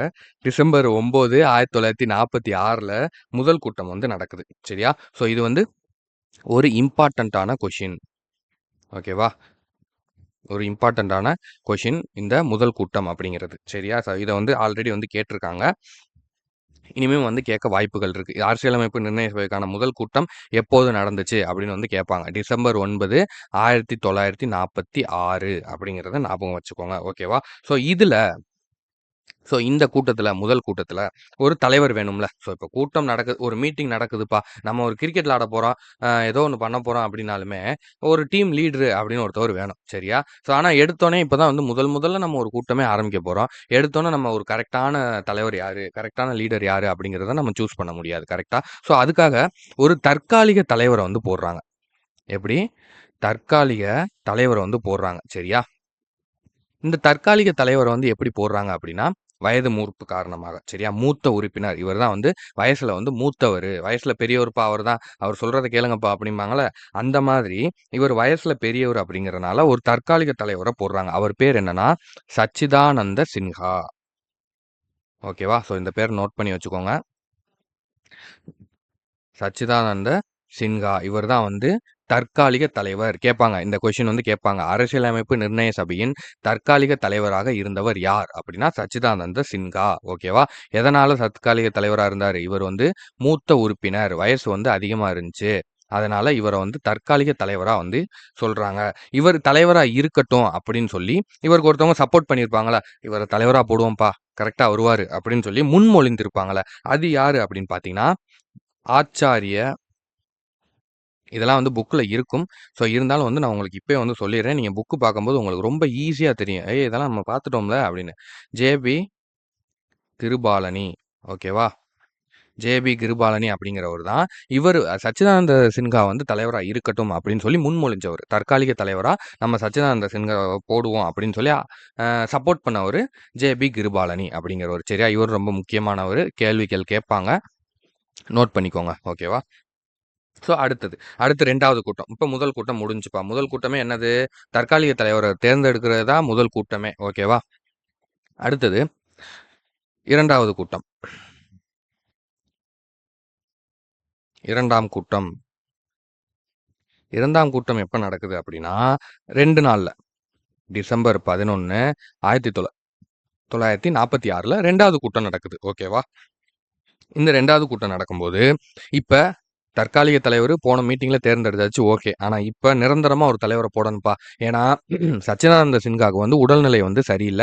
அவர் வந்து இந்த கூட்டங்கள் நடந்துகிட்டு இருக்கும்போதே அவர் இறந்துருவாரு. ஓகேவா? ஸோ அதனால நம்ம நிரந்தர தலைவர போடணும்ப்பா. அப்படின்னு சொல்லி, நிரந்தர தலைவரா ஒருத்தவர போடுறாங்க. அவர் யாருன்னு பார்த்தீங்கன்னா, very very important doctor Rajendra Prasad. ஓகேவா? டாக்டர் ராஜேந்திர பிரசாத்த தான் இவங்க ம் நிரந்தர தலைவரா போடுறாங்க. எதுக்கு? அரசியலமைப்பு நிர்ணய சபையின் நிரந்தர தலைவர் யார்? அப்படின்னு வந்து கேட்பாங்க. நிரந்தர தலைவர் யாரு? டாக்டர் ராஜேந்திர பிரசாத் அப்படிங்கிறது தான் சரியான ஆன்சர். ஓகேவா? ஸோ இத வந்து நல்லா ஞாபகம் வச்சுக்கோங்க. இந்த கேள்விகள் நெறைய வாட்டி கேட்டிருக்காங்க. ஓகேவா? இவர் வந்து யாருன்னா நிரந்தர தலைவர். நான் எழுதி கூட உங்களுக்கு வச்சுர்றேன். லேட் ஆனாலும் பரவால்ல. இதெல்லாம் இந்த இம்பார்ட்டன்டான கொஸ்டின். தயவு செஞ்சு எழுதிக்கோங்க. அடுத்து துணைத் தலைவர். துணைத் தலைவர் யாரு அப்படின்னு பார்த்தீங்கன்னா, 2 பேர் போடுறாங்க. ஒரு துணைத் தலைவர் கிடையாது. 2 துணைத் தலைவர். ஒரு நிரந்தர தலைவர், 2 துணைத் தலைவர். யார் யாருன்னு பார்த்தீங்கன்னா, அச்சிசி முகர்ஜி. இவர் ஒருத்தர். ஓகேவா? அச்சிசி முகர்ஜிங்கிற ஒருத்தரு. அதுக்கப்புறம் வி.டி. கிருஷ்ணமாச்சாரி. வி.டி. கிருஷ்ணமாச்சாரி அப்படிங்கிறவரு ஒருத்தர். சரியா? இவங்க 2 பேரும் தான் துணைத் தலைவரா வந்து நியமிக்கிறாங்க. ஓகேவா? ஸோ அதுக்கப்புறம் அரசியல் ஆலோசகர். யாரு? அரசியல் ஆலோசகர், அட்வைஸ் அந்த இதுன்னு சொல்லுவாங்கல்ல. ஸோ டக்குன்னு எனக்கு இங்கிலீஷ்ல வரமாட்டேங்குது. அரசியல் ஆலோசகர் அப்படிங்கிறவர் யாரு அப்படின்னா, பி.என். ராவ் அப்படிங்கிறவர் தான் அரசியல் ஆலோசகரா போடுறாங்க. ஓகேவா? ஸோ இன்னொரு ஒரு விஷயம் சொல்லிக்கிறேன். இங்கிலீஷ் மீடியம் ஸ்டூடண்ட்ஸ் யாராவது இதில பார்த்துக்கிட்டு இருந்தீங்கன்னா, இது வந்து கான்செப்ட் தான். ஓகேவா? ஸோ இன்னொன்னு ஒண்ணு சொல்றேன். தமிழ் மீடியம் புக்ல உள்ளது அப்படியே டிரான்ஸ்லேட்டா தான் இங்கிலீஷ்ல இருக்கும். இங்கிலீஷ்ல என்ன இருக்கோ அது அப்படியே டிரான்ஸ்லேட்டா தான் தமிழ்ல இருக்கும். ஓகேவா? ஸோ நீங்க எல்லாத்தையும் லிசன் பண்ணிக்கோங்க. இந்த பேரு இது எல்லாமே அங்கே அப்படியே வரப்போது. ஏன்னா இங்கிலீஷ்ல வரப்போது. அவ்வளதான். சரியா? ஸோ அதனால இத ஃபுல்லா லிசன் பண்ணிக்கோங்க. இத லிசன் பண்ணிட்டு நீங்க போய் அங்க ரீட் பண்ணீங்கனாலே போதும். உங்களுக்கு எல்லாமே மைண்ட்ல நின்றும். ஓகேவா? ஸோ அதனால இங்கிலீஷ் மீடியம் ஸ்டூடண்ட்ஸ் வந்து கவலைப்படாதீங்க. இத நான் வீடியோ ஸ்டார்ட்டிங்லயே சொல்லியிருக்கலாம். எத்தன பேர் வந்துட்டு பாதியிலே வந்து இது தமிழா இருக்குன்னு வெளிய போனீங்கன்னு தெர்ல. சரி ஓகே. பரவால்ல. இதுவரைக்கும் பார்த்தவங்களுக்கு இப்போ தெரிஞ்சிருக்கும். ஓகேவா? சரி ஓகே. இப்ப முடிஞ்சுச்சு. 2வது கூட்டம் இதான்ப்பா. முதல் கூட்டம் என்ன பண்ணாங்க? தற்காலிக தலைவரு. 2வது கூட்டம் நிரந்தர தலைவரு, துணைத் தலைவரு, அரசியல் ஆலோசகர் 3 பேரையும் போட்டாச்சு. அவ்வளதான். அப்ப டீம் ரெடி. இப்ப ஆட்டத்த ஆரம்பிக்க வேண்டியது தான் அப்படிங்கிறது தான். ஓகேவா? ஸோ இப்ப அடுத்து பாருங்க. 3வது கூட்டம். இந்த மாதிரி நெறையா கூட்டங்கள் நடந்திருக்கும். நம்ம வந்து ஃபர்ஸ்ட்டு முக்கியமான உள்ளத மட்டும் பார்க்குறோம். சரியா? ஸோ எல்லாத்தையுமே வந்து பார்க்க முடியாது. எல்லாமே நம்மளுக்கு தேவையும் கிடையாது. ஓகேவா? ஸோ 3வது கூட்டம். 3வது கூட்டத்தில என்ன பண்றாங்க அப்படின்னா, இது எப்ப நடக்குது அப்படின்னு பார்த்தீங்கன்னா, டிசம்பர் 13 அடுத்த 2 நாள்ல. 1946 டிசம்பர் 9, டிசம்பர் 11, டிசம்பர் 13 சரியா? 3 கூட்டங்கள். ஓகேவா? இது வந்து 3வது கூட்டம். டிசம்பர் 13, 1946ல நடந்தது. 3வது கூட்டம். இதுல என்ன பண்றாங்க அப்படின்னா, குறிக்கோள் தீர்மானத்த வந்து கொண்டு வராங்க. குறிக்கோள் தீர்மானம். அது என்ன சார் குறிக்கோள் தீர்மானம்? நீங்க என்ன ஆகணும்னு ஆசைப்படுறீங்க? இப்போ வந்து நீங்க இப்ப எதுக்காக வந்து குரூப் 4 படிச்சுக்கிட்டு இருக்கீங்க? சார் நான் வந்து விஏஓ ஆகணும் சார். நான் வந்து ரெவென்யூ டிபார்ட்மெண்ட் போணும் சார். சார் நான் குரூப் 4 படிச்சாலும் பரவால்ல. நான் வந்து ஐஏஎஸ் ஆவேன் சார். இதுதான் உங்களுடைய குறிக்கோள். சரியா? குறிக்கோள் இல்லாதவங்க வந்து ஒரு ஒரு மனிதரே கிடையாது. அதான் உண்ம. நம்மளுக்குன்னு வந்து வாழ்க்கையில நம்ம வந்து பிறந்திருக்கோம். நம்ம வந்து இவ்வளோ தூரம் வளர்ந்துருக்கோம். நம்மளுக்குன்னு வந்து ஒரு குறிக்கோள் இருக்கணும். நம்மளுக்குன்னு வந்து ஒரு கோல் இருக்கணும். சரியா? ஸோ அதுதான் வந்து இந்த குறிக்கோள் அப்படிங்கிறது. சரியா? உங்களுக்கு சப்போஸ் இப்ப யாருக்கும் குறிக்கோள் இல்லைன்னா, இப்ப நோட் எடுத்து எழுதிக்கோங்க. நான் வந்து ஐஏஎஸ் ஆவேன். நான் வந்து ஐபிஎஸ் ஆவேன். சார் என்ன சார் குரூப் 4 தானே சார் படிக்கிறோம். ஐஏஎஸ், ஐபிஎஸ்ங்கிறீங்க. ஆவேன்னு எழுதுங்க. நம்ம நெனைக்கிறது தான். புரியுதா? நீங்க என்ன நெனைக்கிறீங்களோ, அதுதான் நடக்கும். சரியா? எண்ணுவதெல்லாம் உயர்வெண்ணல். எண்ணுறத உயர்வா எண்ணுங்க. அப்துல் கலாம் சொன்ன மாதிரி நட்சத்திரங்களுக்கு குறி வைங்க. சரியா? குறைஞ்சது ஒரு போஸ்ட் மரத்தோட ஹைட்டுக்காவது நம்ம போயிருவோம். அதுவே பெருசு. நம்மள நம்மள கீழ நின்னு பேசுறவங்கலாம் கீழயே தான் நிப்பாய்ங்க. போஸ்ட் மரமே அவங்களுக்கு ரொம்ப பெருசு. சரியா? அதனால நீங்க போஸ்ட் மரத்துக்கு வச்சீங்கன்னா, கீழ தான் நம்மளும் நிப்போம் அவங்களோட. நட்சத்திரத்துக்கு குறி வைங்க. ஐஏஎஸ் ஆவேன், ஐபிஎஸ் ஆவேன் நீங்க குறி வைங்க. சரியா? அது நடக்குதோ நடக்கலையோ எண்ணங்கள உயர்வா வைங்க. சரியா? ஸோ அந்த மாரி ஒரு குறிக்கோள் தீர்மானத்த நம்ம வேற எங்கிட்டோ போய்க்கிட்டு இருக்கோம். சரி உள்ள வருவோம். குறிக்கோள் தீர்மானத்த கொண்டு வராங்க. சரியா? நம்ம வந்து இதுதான் வந்து குறிக்கோள்ப்பா. இதுக்காக தான் நம்ம இந்த அரசியலமைப்பு சட்டத்த உருவாக்க போறோம். எல்லா மக்களுக்கும் வந்து சமமான ஒரு நீதி வந்து நம்ம குடுக்கணும், வைக்கணும். சமமான சட்டங்கள் வரணும். எல்லாருக்கும் வந்து ஒரு நல்ல ஒரு இது வரணும். வேற யாரும் இனிமே வந்து நம்ம நாட்ட வந்து யாரும் கேப்சர் பண்ணக்கூடாது, வைக்கக்கூடாது. ஸோ இந்த மாரி ஒரு குறிக்கோள் தீர்மானத்த கொண்டு வராரு. யார் கொண்டு வரா அப்படின்னா, ஜவஹர்லால் நேரு அவர்கள். சரியா? ஜவஹர்லால் நேரு அவர்கள் தான் குறிக்கோள் தீர்மானத்த வந்து கொண்டு வராரு. நம்ம போன வீடியோல ஒண்ணு பார்த்திருப்போம். ஸோ அதையும் இதையும் நீங்க கன்ஃப்யூஸ் பண்ணிறக்கூடாது. அதாவது நேரு அறிக்கை அப்படின்னு சொல்லி நான் இந்த இடத்துல எழுதுறேன். ஒரு நிமிஷம் இருங்க. இத நான் வந்து தனியாவே உங்களுக்கு சொல்றேன். அப்பதான் உங்களுக்கு புரியும். நேரு அறிக்கைன்னு சொல்லி ஐயய்யோ! ஆ ஓகே. நேரு அறிக்கை அப்படின்னு சொல்லி 1928ல ஓகேவா? 1928ல நேரு அறிக்கை அப்படின்னு சொல்லி ஒண்ணு சப்மிட் பண்ணியிருப்பாங்க. இது வந்து முன்னாடி அவங்க போராட்டம் பண்ணிட்டு இருக்கும்போது, இதெல்லாம் அரசியலமைப்பு சபையெல்லாம் உருவாக்குறதுக்கு முன்னாடி 1928 தெரியுதா? இத சப்மிட் பண்ணது யாரு அப்படின்னு பார்த்தீங்கன்னா, மோதிலால் நேரு. அவங்களோட அப்பா. இவருடைய அப்பா மோதிலால் நேரு. ஓகேவா? ஸோ இது வேற. நேரு அறிக்கைங்கிறது வேற. குறிக்கோள் தீர்மானம்ங்கிறது வேற. நீங்க நேரு அறிக்கைன்னு கேட்கும்போதே, ஆமா 1946 டிசம்பர் 13 ஜவஹர்லால் நேருன்னு போட்டுறக்கூடாது. நேரு அறிக்கைங்கிறது மோதிலால் நேரு அவங்க அப்பா கொண்டு வந்தது 1998ல. இது வந்து ஜவஹர்லால் நேரு அவர்கள் கொண்டு வர்றது 1946ல. ஓகேவா? ஸோ இத வந்து தெளிவா நோட் பண்ணி வச்சுக்கோங்க. கன்ஃப்யூஸ் ஆயிறாதீங்க. ஓகேவா? ஸோ அதுக்காக தான் வந்து நான் இவ்வளோ தூரம் வந்து உங்களுக்கு சொல்றேன். ஓகே. இது வந்து இந்த இடத்துக்கு தேவையில்ல. ஏன்னா கன்ஃப்யூஸ் ஆயிருவீங்க. ஸோ அத ஜஸ்ட் வந்து நோட் பண்ணி மட்டும் வச்சுக்கோங்க. ஓகேவா? ஸோ இப்ப குறிக்கோள் தீர்மானம் போட்டாச்சுப்பா. இதுதான் குறிக்கோள். இப்படிதான் வந்து நம்ம அரசியலமைப்பு சட்டத்த உருவாக்க போறோம் அப்படிங்கிறத சொல்லிட்டாரு. ஓகே. முடிஞ்சுச்சு வேல. அதுக்கப்புறம் இந்த நிர்ணய குழுக்கள்லாம் வந்து உருவாக்குறாங்க. நெறைய குழுக்கள் வந்து உருவாக்குறாங்க. நம்ம ஆல்ரெடி சொன்ன மாரி தேசிய கொடிக்கு ஒரு ஒரு குழு, தேசிய கீதத்துக்கு ஒரு குழு, அதுக்கப்புறம் சட்டங்களுக்கு இந்த மாரி ஒவ்வொரு இதுக்கும் போடுறாங்க. ஸோ இதுல வந்து ரொம்ப முக்கியமான ஒரு குழு அப்படி என்னன்னா, நிர்ணய சபை குழுக்கள்லயே வந்து ரொம்ப முக்கியமான ஒரு குழு அப்படின்னா, அது வரைவு குழு. ஓகேவா? வரைவு குழு அப்படின்னா, டிராஃப்ட் கமிட்டி அப்படின்னு வந்து சொல்லுவாங்க. ஓகேவா? டிராஃப்ட் கமிட்டி அப்படின்னு வந்து சொல்லுவாங்க. இந்த டிராஃப்ட் கமிட்டி ஏன் இவ்வளோ முக்கியம் அப்படின்னா, இதோட தலைவர் அவர் தான் யாரு? இதோட தலைவர் யாரு? த கிரேட் இந்திய அரசியலமைப்பு சட்டத்தின் தந்தை டாக்டர் பி.ஆர். அம்பேத்கர் அவர்கள். ஓகேவா? ஸோ அதனால தான் இந்த வரைவு குழு மட்டும் நம்மளுக்கு இம்பார்ட்டன்ட்டா இருக்கு. இத பத்தி தான் நம்மளுக்கு வந்து குடுத்துருப்பாங்க. மத்த குழுக்கள் பத்திலாம் அவ்வளவா குடுத்துருக்க மாட்டாங்க. ஸோ இந்த வரைவு குழு அப்படிங்கிறது ரொம்ப ரொம்ப ரொம்ப ரொம்ப ரொம்ப இம்பார்ட்டன்ட். ஏன்னா, த இந்திய அரசியலமைப்பு சட்டத்தின் தந்தை டாக்டர் பி.ஆர். அம்பேத்கர் தான் இதனுடைய தலைவரா இருந்தவர். ஏன்னா, அவர் தான் வந்து அந்த ஒரு ஆனா அவர் லேட்டா தான் வந்தாரு. இந்த கூட்டங்கள்லாம் நடந்து லேட்டா தான் வந்து ஜாயின் பண்ணியிருப்பாரு. ஆகஸ்ட்ல தான் வந்து ஜாயின் பண்ணியிருப்பாரு. அ ஆனா வந்து அது ஏன் இவரு வந்து இவரு இந்த குழு மட்டும் ஏன் முக்கியம் அப்டின்னா, இவர் தான் வந்து அந்த எந்த இடத்துல எத வைக்கணும்? எந்த சட்டத்த முன்னாடி வைக்கணும்? எத பின்னாடி வைக்கணும்? எந்த ஆர்டிக்கிள் ஃபர்ஸ்ட் வரணும்? பின்னாடி வரணும்? இந்த மாரி அந்த டிராஃப்ட் பண்ணி கொண்டு வந்தது வந்து இவர் தான். சரியா? ஸோ அதான் வந்து அதனால தான் வந்து இந்த வரைவு குழு மட்டும் ரொம்ப முக்கியமான ஒரு விஷயமா வந்து இருக்கு. சரியா? ஸோ அதுக்கப்புறம் நெறைய அமர்வுகள் வந்து நடக்குது. 3 வருடங்களா வந்து இந்த அமர்வுகள் வந்து நடக்கும். சரியா? கிட்டத்தட்ட வந்து 1946ல இருந்து இத எப்ப ஏத்துக்குருவாங்க அப்டின்னா 1900 இருங்க. இத கூட நான் முதல்ல சொல்லிர்றேன். 1946ல ஆரம்பிச்சுச்சா நம்மளுக்கு 1946ல ஆரம்பிச்சு 1949 வரைக்கும் இந்த கூட்டங்கள் வந்து நடக்கும். சரியா? மொத்தம் எத்தன அமர்வுகள், என்ன ஏதுங்கிறத நம்ம அடுத்தடுத்து போக போக உங்களுக்கு வந்து தெரியும். புக்லயும் வந்து குடுத்துருப்பாங்க.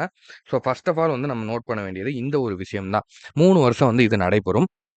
இந்த 3 வருஷம் இவங்களுடைய வேலை என்னன்னா, இவங்க வந்து எல்லாமே ரெடி பண்ணுவாங்கப்பா. ரெடி பண்ணிட்டு இப்போ வந்து எஸ்சி, எஸ்டியா இவங்களுக்கு வந்து இத்தன சதவீதம் வந்து இவங்களுக்கு வந்து இது இந்த சட்டத்தில வந்து இவங்க இப்படி செஞ்சா தவறு. அப்படிங்கிற மாரி இவங்க ஒரு இது வந்து ரெடி பண்ணிட்டு போவாங்க. கூட்டத்தில போயி அங்கே எல்லாரும் முன்னாடி வந்து வாசிப்பாங்க. இதுதான் இந்த இந்த சட்டம், இந்த இந்த இது அப்படின்னு சொல்லி வாசிப்பாங்க. அதில யார் யாருக்கெல்லாம் உடன்பாடு இருக்கோ அவங்கலாம் வந்து இத ஏத்துக்குருவாங்க. யார் யாருக்கெல்லாம் உடன்பாடு இல்லையோ, அவங்கலாம் எங்களுக்கு உடன்பாடு இல்ல. இத இப்படி மாத்தணும் அப்படின்னு வந்து சொல்லுவாங்க. ஸோ இத வந்து அங்கே கூட்டத்தில பேசி தீர்மானம் பண்ணி அம்பேத்கர்ட்ட அம்பேத்கர் நீங்க வந்து டாக்டர் அம்பேத்கர கூப்ட்டு நீங்க வந்து இந்தந்த இதெல்லாம் வந்து சேஞ்ச் பண்ணிருங்க. இந்தந்த இதெல்லாம் வந்து இப்படி மாற்றம் பண்ணிருங்க. இ இந்தந்த இதெல்லாம் வேணாம் அப்படின்னு சொல்லிருவாங்க. ஸோ அப்ப அம்பேத்கர் திரும்ப போயி, ஸோ இதெல்லாம் எப்படி சேஞ்ச் பண்ணலாம்? இதெல்லாம் எப்படி பண்ணலாம்? அப்படின்னு சொல்லி சேஞ்ச் பண்ணி திரும்ப வந்து சப்மிட் பண்ணுவாரு. திரும்ப வந்து அந்த இத வந்து சப்மிட் பண்ணுவாங்க. ஸோ இப்படியே வந்து 3 வருடங்களா வந்து அடுத்தடுத்த குழுக்கள், அடுத்தடுத்த மீட்டிங் போட்டு, போட்டு, போட்டு, போட்டு, போட்டு, போட்டு உருவாக்குனது தான் கிட்டத்தட்ட 11 அமர்வுகளோ, 12 அமர்வுகளோ வந்து சொல்லுவாங்க. சரியா? ஸோ அத்தன அமர்வுகளா உருவாக்குன சட்டத்த தான் நம்ம இன்னைக்கு வந்து பயன்படுத்திக்கிட்டு இருக்கோம். சாதாரணமா 1 நாள், 2 நாள்ல வந்து இது வந்து செய்யல. கிட்டத்தட்ட 11 அமர்வுகள் வந்து சொல்லுவாங்க. சரியா? 11 அமர்வுகள்லேருந்து 12 அமர்வுகள். ஒரு புக்ல வந்து 11ன்னு இருக்கும். ஒரு புக்ல வந்து 12ன்னு இருக்கும். சரியா? அது எதுக்காக 12 அப்டின்னா, கடைசியா ஜனவரி 26 நம்மளுக்கு குடியரசு தினம் இருக்கு பார்த்தீங்களா? அதுக்கு முன்னாடி ஜனவரி 24ல ஒரு கூட்டம் போட்டிருப்பாங்க. ஜஸ்ட் நம்ம வந்து இந்த மாரி 26ஆம் தேதி நம்ம வந்து சட்டத்த வந்து நம்ம எல்லாருக்குமே வந்து ஏத்துக்க போறோம். அன்னிலருந்து நடைமுறைக்கு வந்துரும் அரசியலமைப்பு சட்டம் அப்படின்னு வந்து ஒரு சின்ன கூட்டம் போட்டிருப்பாங்க. ஸோ அதுக்கையும் சேர்த்து ஒரு புக்ல வந்து 12ன்னு குடுத்துருப்பாங்க. அத சேர்க்காம ஒரு புக்ல 11ன்னு குடுத்துருப்பாங்க. ஸோ 2யுமே வந்து ஞாபகம் வச்சுக்கோங்க. ஓகேவா? ஸோ 11, 12 2யுமே ஞாபகம் வச்சுக்கோங்க. ஆப்ஷன்ல எது வருதோ அத போட்டுக்கலாம். 2ம் குடுக்க மாட்டாங்க. 2ம் குடுத்தாங்கன்னா நம்ம கிளைம் பண்ணி டிஎன்பிஎஸ்சிட்ட வந்து நம்ம சொல்லி அதுக்கான இத வந்து நம்ம பண்ணிக்கிறலாம். ப்ராப்ளம் இல்ல. அது எல்லாருமே வந்து ரைஸ் பண்ணிருவாங்க. அப்படி குடுக்க மாட்டாங்க. ஏதாவது ஒரு ஆப்ஷன் தான் வந்து குடுக்க வாய்ப்பு இருக்கு. ஓகேவா? ஸோ இதுவரைக்கும் புரிஞ்சிருச்சா உங்களுக்கு? இதுக்கப்புறம் இப்ப எப்ப இவங்க ஏத்துக்கிட்டாங்க என்னங்கிறத நம்ம அடுத்தத பார்ப்போம். அடுத்த ப்ராசஸ். இப்ப இதுவரைக்கும் உங்களுக்கு புரிஞ்சிருக்கும். ஓகேவா? ஸோ அடுத்தது. இப்ப ஏத்துக்கிட்டது. எப்ப ஏத்துக்கிட்டாங்க அப்படின்னா, நவம்பர் 26 நான் முதலே சொன்னேன் பார்த்தீங்களா? 1949ல தான் அரசியலமைப்பு நிர்ணய சபை அரசியலமைப்பை ஏற்றுக்கொண்ட நாள். இது வந்து கண்டிப்பா கேட்பாங்க. இந்த கொஸ்டின் வந்து ஆல்ரெடி வந்து நெறைய இடத்துல வந்து கேட்டுருக்காங்க. ஸோ அதனால வந்து எல்லாரும் கரெக்டா நோட் பண்ணி வச்சுக்கோங்க. நவம்பர் 26, 1949. இத நான் இன்னும் தெளிவா கூட உங்களுக்கு எழுதுறேன். யாரும் தப்பா எழுதிறாதீங்க. ஏன்னா இதெல்லாம் இம்பார்ட்டன்டான கொஸ்டினு. நவம்பர் 26, 1949 தான் அதாவது அரசியலமைப்பு நிர்ணய சபை அரசியலமைப்பை ஏற்றுக்கொண்ட நாள். இதுதான்ப்பா ஓகேப்பா ஃபைனல் எல்லா கரெக்ஷன் முடிஞ்சுச்சு. இனிமே இதான்ப்பா நம்ம அரசியலமைப்பு அப்படின்னு சொல்லி ஏத்துக்கிட்டாங்க. என்னைக்கு இந்த நாள்ல தான் வந்து ஏத்துக்கிட்டாங்க அப்படிங்கிறது தான் இது ஒரு முக்கியமானது. சரி ஓகே ஏத்துக்கிட்டாங்க. இப்ப இது எப்ப நடைமுறைக்கு வந்துச்சு அப்படின்னு கேட்டீங்கன்னா, உங்க எல்லாருக்கும் தெரியும்.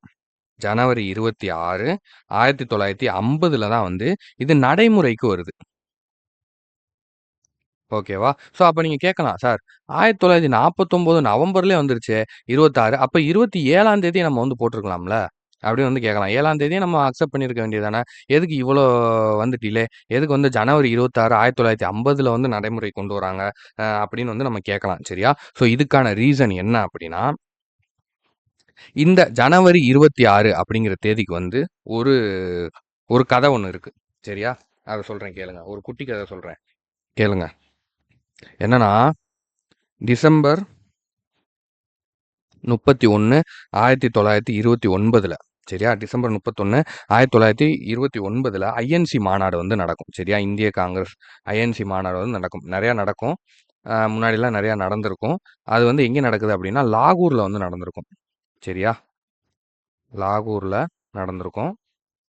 ஒரு நிமிஷம் இருங்க. லாகூர்ல வந்து நடந்திருக்கும். இப்ப லாகூர் எங்க இருக்கு அப்படின்னு பார்த்தீங்கன்னா, இப்ப பாகிஸ்தான்ல இருக்கு. ஓகேவா? ஸோ இப்ப வந்து பாகிஸ்தான்ல இருக்கு. அப்ப வந்து நம்ம இந்தியாவோட ஜாயின் பண்ணி தான் இருந்துச்சு. உங்களுக்கு தெரியும். நம்ம முன்னாடியே போன வீடியோலயே வந்து பார்த்திருந்தோம்.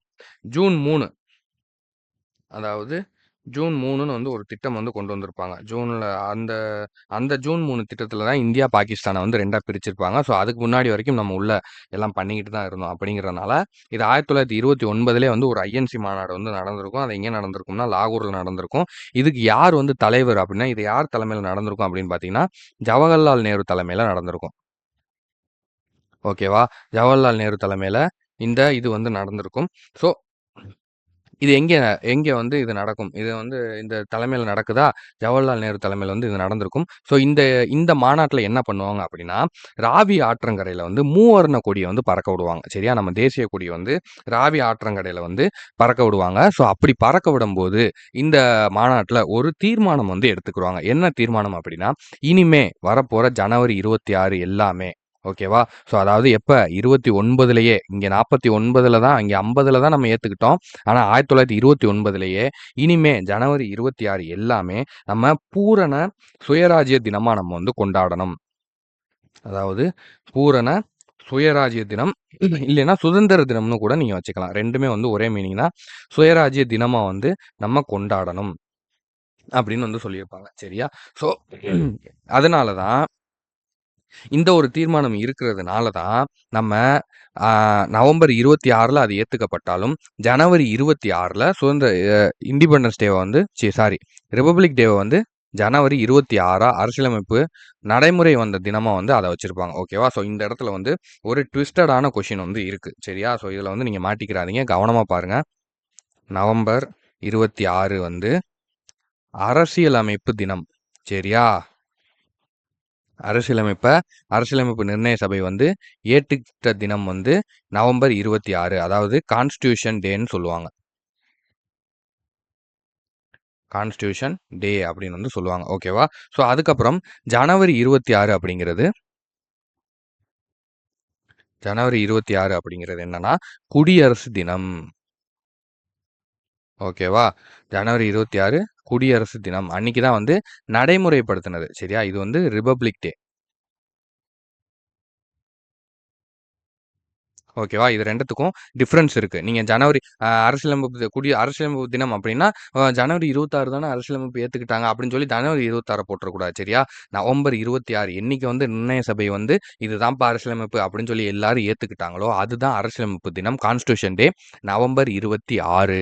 குடியரசு தினம், அரசியலமைப்பு வந்து நடைமுறைக்கு வந்த தினம், ரிபப்ளிக் டே எதுனா ஜனவரி 26. ஓகேவா? ஸோ இது 2த்துக்கும் உள்ள டிஃபரன்ஸ நல்லா பார்த்துக்கோங்க.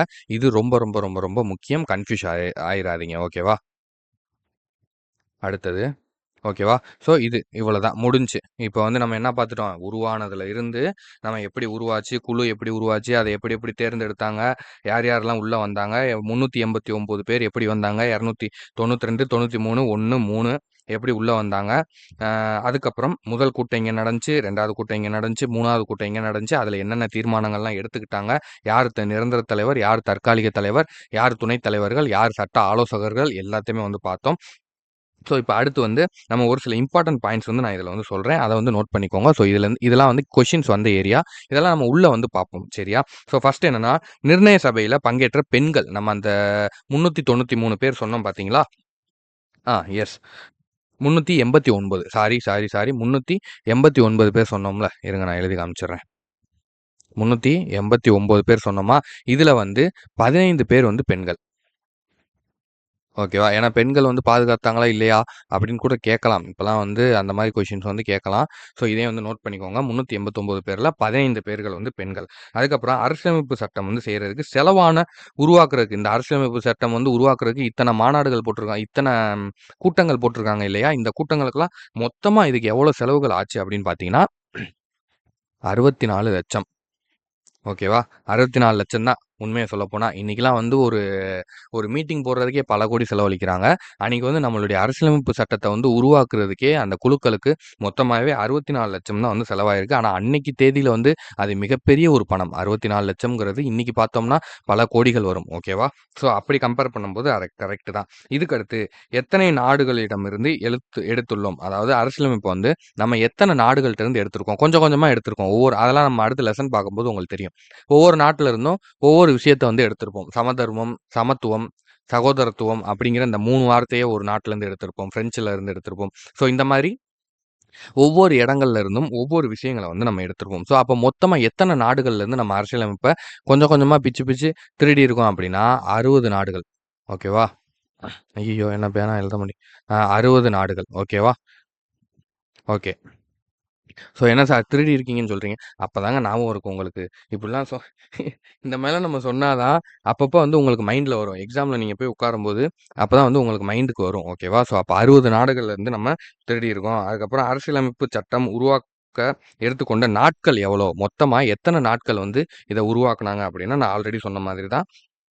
கிட்டத்தட்ட 2 ஆண்டுகள், 3 வருஷம் அப்படின்னு நம்ம பொதுவா சொன்னோம். 2 ஆண்டு, 11 மாதம், அதுக்கப்புறம் 18 நாட்கள். சரியா? ஸோ இதுவும் வந்து 2 இடத்துல மிஸ் மேட்ச்சா இருக்கு. 17 நாட்கள் அப்படின்னு சொல்லி புக்ல குடுத்துருக்காங்க. ஓகேவா?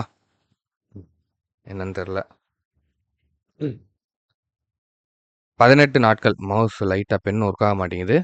18 நாட்கள் அப்படிங்கிறது பு ப்ரீவியஸ் இயர் கொஸ்டின்ல குடுத்துருக்காங்க. ஓகேவா? ப்ரீவியஸ் இயர் கொஸ்டின்ல அவங்க ஆன்ஸரா குடுத்தது. சரியா? 17 நாட்கள் அப்படிங்கிறது புக்ல குடுத்துருக்காங்க. ஓகேவா? ஸோ இது 2யுமே வந்து நீங்க நோட் பண்ணி வச்சுக்கோங்க. இது 2ல எது ஆப்ஷனா வருதோ அத வந்து டிக் பண்ணுங்க. ஓகேவா? ஸோ நான் ஆல்ரெடி சொன்ன மாரி தான் 2மே ஆப்ஷனா வராது. அப்படி வந்துச்சுன்னா நம்மளுக்கு பிரச்சனை இல்ல. 2ம் வராது. ஏதாவது 1 தான் வரும். அதனால 18 நாட்கள் அப்படின்னு வந்துச்சுன்னா ப்ரீவியஸ் இயர் கொஸ்டின்ல அதான் நம்மளுக்கு ஆன்ஸர் குடுத்துருக்காங்க. புக்ல வந்து 17 நாட்கள்னு இருக்கு. ஸோ 2ல எது வருதோ அத நீங்க வந்து போட்டுக்கலாம். ஓகேவா? ஸோ இது 1. அடுத்தது. இதுல மொத்தம் எத்தன விதிகள்? அதாவது ஜனவரி 26, 1950 அன்னைக்கு அந்த அரசியலமைப்பு நடைமுறைக்கு கொண்டு வந்தாங்க பாத்தியா? ஸோ இன்னையிலருந்து அரசியலமைப்பு வந்து நடைமுறைக்கு வருதுப்பா. இதுதான் சட்டம். இதுதான் வந்து திட்டம். இனிமே வந்து எல்லாம் இதுபடி தான் நடந்துக்கிறணும்.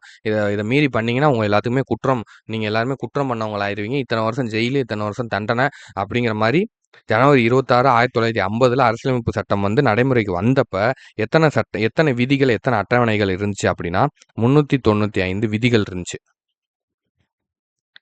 லா. சரியா? 395 விதிகள் இருந்துச்சு. 8 அட்டவணை இருந்துச்சு. ஓகேவா? 1 மினிட் இருங்க.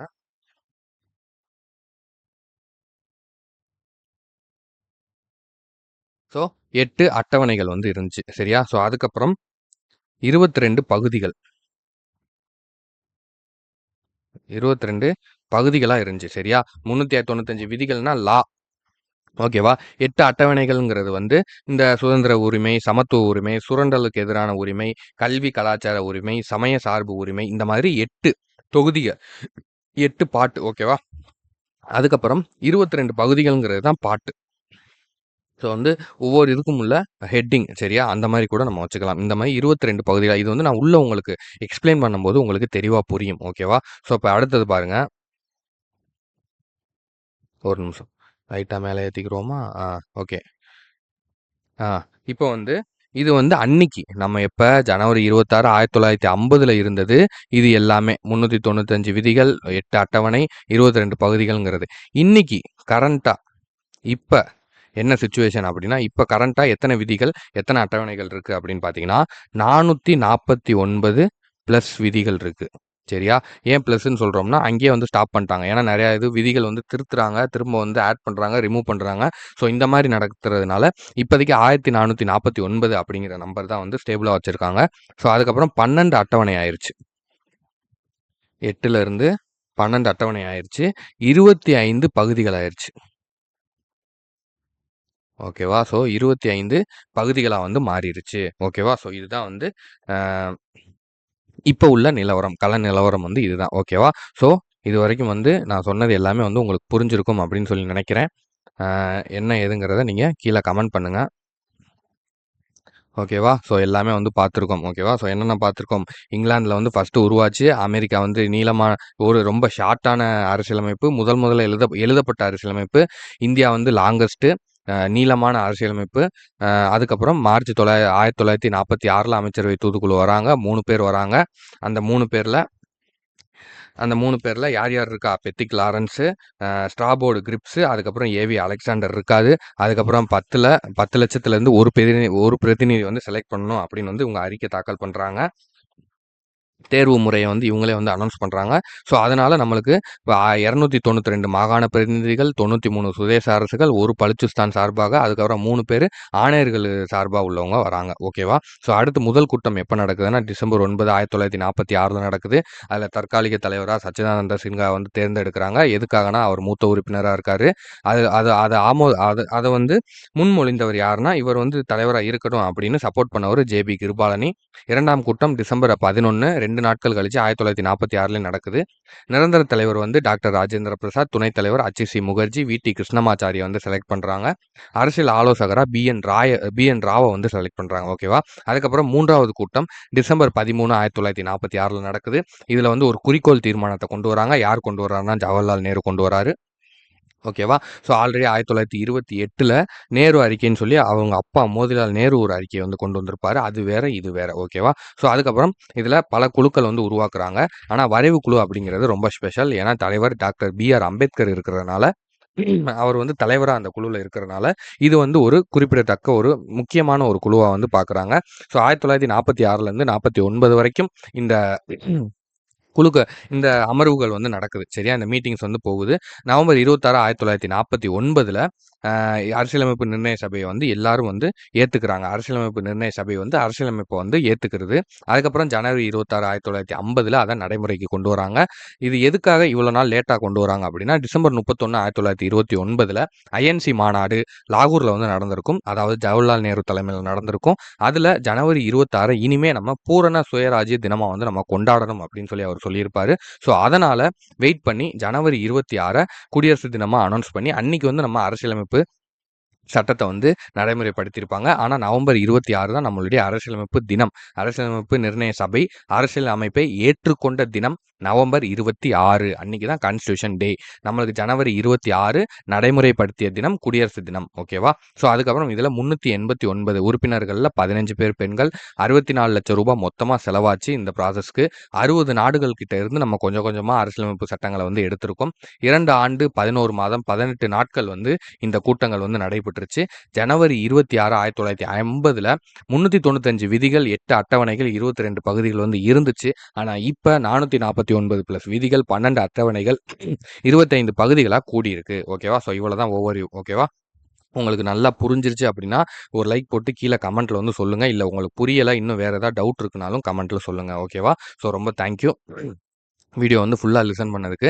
கண்டிப்பா உங்களுக்கு இவ்வளோ நேரம் இந்த வீடியோவ லிசன் பண்றதுக்கான பொறுமை இருக்குனாலே, நீங்க கண்டிப்பா வந்து எக்ஸாம்ல வந்து சக்சஸ் ஆயிருவீங்க. ஓகேவா? ஸோ அதுல எந்த ஒரு பிரச்சனையுமே கிடையாது. ஸோ இப்ப பேட்ச் ஸ்டூடண்ட்ஸ்க்கு வந்து நான் ஒரு விஷயம் சொல்றேன்னு சொல்லியிருந்தேன். அது என்ன அப்படின்னா, இந்த வீக் டெஸ்ட் வந்து கம்பல்சரி இருக்கும். சரியா? என்ன ஆனாலும் சரி, நீங்க போன வீக் படிச்சதுக்கும் சேர்த்து, போன வீக் நம்ம என்ன படிச்சோமோ, அதையும் சேர்த்து இந்த வீக்கான டெஸ்ட் வந்து கம்பல்சரி இருக்கும். ஓகேவா? ஸோ நம்ம ஆல்ரெடி சொல்லியிருந்தது தான். ஷெட்யூல் குடுத்துட்டோம். உங்களுக்கான மெட்டீரியலும் குடுத்துட்டோம். கிளாஸஸ் தான் வந்து நம்ம எடுத்துக்கிட்டு இருக்கோம். ஸோ அதனால இந்த வீக்கான டெஸ்ட் வந்து உங்களுக்கு கம்பல்சரி இருக்கும். என்ன ஆனாலும் சரி, நாளைக்கு நாளை கழிச்சுக்குள்ள எல்லாத்தையுமே வந்து கம்ப்ளீட் பண்ணிருவோம். ஸோ, அதனால வந்து டெஸ்ட் இல்லன்னு நெனைக்காதீங்க. டெஸ்ட் இருக்கும். நம்ம இதுவரைக்கும் என்னென்ன குடுத்துருக்கோமோ, அத கரெக்ட்டா படிச்சுக்கிட்டே வாங்க. கண்டிப்பா டெஸ்ட் இருக்கு. ஓகேவா? ஸோ, இது மட்டும் தான் சொல்லணும்னு நெனைச்சேன். அண்ட் அது போக நம்மளோட பேட்ச் ஸ்டூடண்ட்ஸ் வந்து ரோல் நம்பர எல்லாரும் ஃபில் பண்ணிருங்க. சரியா? நாளைக்கு காலையில வந்து நான் லிஸ்ட் வந்து குடுப்பேன். அதுல யார் யார் பேர் வரலையோ, அத பார்த்து எல்லாரும் ஃபில் பண்ணிக்கோங்க. யாரு அந்த ரோல் நம்பர் ஃபார்ம் வந்து ஃபில் பண்ணல அப்படின்னா, நீங்க குரூப்ல வந்து இருக்க முடியாது. ஓகேவா? இருக்க முடியாதுன்னா, ஐ மீன் வந்து அ யார் யார் ரோல் நம்பர் வந்து யார் யார் வந்து நம்ம பேட்ஜ்ல வந்து கரெக்ட்டா வந்து பே பண்ணியிருக்காங்களோ, அவங்களுக்கு மட்டும் தான் ரோல் நம்பர் குடுத்து அந்த ப்ராசஸ் வந்து பண்ணுவாங்க. சரியா? ஸோ, அதுக்காக தான் வந்து நம்மளுக்கு ரோல் நம்பர் வந்து கேட்குறோம். அது போக நீங்க எல்லாரும் உங்களுடைய பேர அதுல போட்டா மட்டும் தான் நம்ம ரோல் நம்பரே கிரியேட் பண்ண முடியும். ஏன்னா, ஆல்ஃபபெட் வைஸா வந்து நம்ம குடுக்கணும். அப்படிங்கிறபோது எல்லாரும் கம்ப்ளீட்டா ஃபில் பண்ணா தான் நம்ம ரோல் நம்பர் குடுக்க முடியும். சண்டே வந்து எக்ஸாம் இருக்கு. சண்டேக்குள்ள நம்ம ரோல் நம்பர் குடுக்கணும். ஸோ, அதனால நாளைக்குள்ள எல்லாருமே இன்னைக்கு நைட்டே வந்து எல்லாரும் ஃபில் பண்ணிருங்க. நாளைக்கு காலையில லிஸ்ட் வரும். அந்த லிஸ்ட்ட நாளைக்கு ஈவினிங்குள்ள கன்ஃபார்ம் பண்ணிட்டீங்கன்னா, திரும்ப சாட்டர்டே ஈவினிங்குள்ள நாங்க ரோல் நம்பர் வந்து ரெடி பண்ணிருவோம். சரியா? ஸோ அதுக்கு மேல நீங்க வந்தீங்கன்னா, நம்ம ரோல் நம்பர் வந்து போடுறது கஷ்டம். ஸோ அதனால தயவு செஞ்சு கவனமா பார்த்துக்கோங்க. நம்ம குரூப்ல டிஎன்பிஎஸ்சி கிங்டம் பேட்ச் 1 குரூப் 4ன்னு போட்டிருக்கிற நம்மளுடைய பேட்ச் குரூப்ல என்னென்ன வருதோ அத பேட்ச் ஸ்டூடண்ட்ஸ் கரெக்ட்டா ஃபாலோ பண்ணுங்க. யூடியூப் ஸ்டூடண்ட்ஸுக்கும் நம்ம எல்லா கிளாஸஸுமே வந்து குடுப்போம். நான் யூடியூப் ஸ்டூடண்ட்ஸ் வந்து நாங்க கண்டுக்கல அப்படின்னு வந்து நினைக்காதீங்க. கிளாஸஸ் எல்லாமே உங்களுக்கு வரும். ஒரு சில லைவ் டெஸ்ட் எல்லாமே உங்களுக்கு வரும். ஸோ வீக்லி டெஸ்ட் இந்த மாரி விஷயங்கள் வந்து வராது. ரோல் நம்பர் இந்த மாரி வராது. ஆனா ஒரு மந்த்துக்கு ஃபுல் டெஸ்ட்டா வைக்கிறதுக்கு நாங்க ஏதாவது ஏற்பாடு பண்றோம். சரியா? நம்ம பேட்ச் ஸ்டூடண்ட்ஸுக்கும், யூடியூப் ஸ்டூடண்ட்ஸுக்கும் ஒரு போட்டி. ஓகேவா? ஸோ அந்த மாதிரி. ஏன்னா ஷெட்யூல் நம்ம வந்து இங்கேயும் குடுத்துருக்கோம்ல. ஸோ ஷெட்யூல வச்சு நீங்களும் வந்து படிங்க. ஆ வந்து எப்படின்னா, நம்ம டெஸ்ட் ஒரு 1 மந்த்துக்கு ஒரு ஃபுல் டெஸ்ட்டா வேணா வைப்போம். சரியா? 1 மந்த்துக்கு நீங்க அதுவரைக்கும் என்ன படிச்சிருக்கீங்களோ, அத ஒரு டோட்டல் எக்ஸாமா வச்சு வேணா batch students plus YouTube students 2 பேரும் சேர்ந்து எழுதுற மாரி, சேர்ந்து எழுதிட்டு அவங்களுடைய மார்க் குடுத்து, அதுல நம்ம ஒரு ரேங்க் லிஸ்ட் போடுற மாரி நம்ம கொண்டு வருவோம். ஓகேவா? சரி, ஓகே. Thank you. இதோட இந்த வீடியோ வந்து முடிச்சுக்கலாம். ஆல்ரெடி ரொம்ப லென்த்தா போயிருச்சுன்னு நெனைக்கிறேன். வீடியோ புரிஞ்சிருச்சு அப்படின்னா என்னங்கிறத கமெண்ட் பண்ணுங்க. ஓகேவா? Thank you.